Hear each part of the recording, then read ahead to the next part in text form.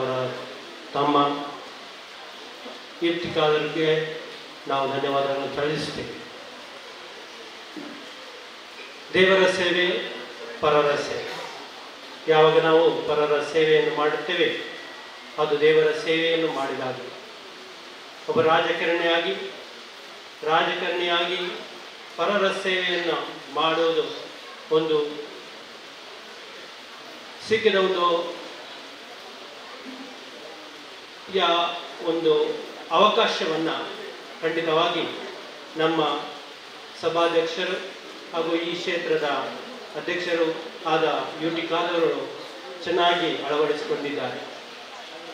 ಪರರ ಸೇವೆಯ ಮೇಲೆ ಜಾತಿ ಮತ ಭೇದ ಭಾವವಿಲ್ಲದೆ ಎಲ್ಲರನ್ನು ಸಮಾನವಾಗಿ ಕಂಡು ಎಲ್ಲರ ಸೇವೆಯನ್ನು ಮಾಡಿ ಎಲ್ಲರ ಅಗತ್ಯಗಳನ್ನು ಪೂರೈಸುವಂಥ ಒಬ್ಬ ರಾಜಕಾರಣಿ ಅವರಾಗಿದ್ದಾರೆ.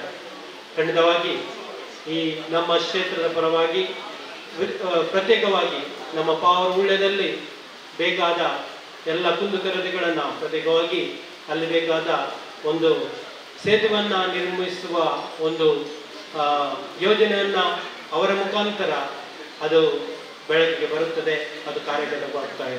ಆದ ಕಾರಣ ಪಾವರಗುಳ್ಯದ ಎಲ್ಲ ಕ್ಷೇತ್ರದ ಜನರ ಪರವಾಗಿ ನನ್ನ ಪರವಾಗಿ ಅವರಿಗೆ ಧನ್ಯವಾದಗಳನ್ನು ಸಲ್ಲಿಸುತ್ತೇನೆ.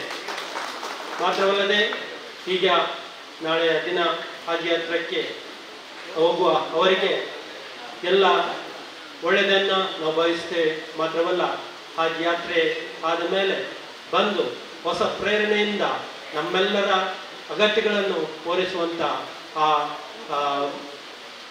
ಸೇವ್ ಮಾಡುವಂಥ ಆಶೀರ್ವಾದ ಅಲ್ಲ ಅವರಿಗೆ ಕಲ್ಪಿಸಿಕೊಳ್ಳಲಿ ಎಂದು ಹೇಳಿ ಈ ಎರಡು ಮಾತುಗಳನ್ನು ಮುಗಿಸ್ತೇನೆ.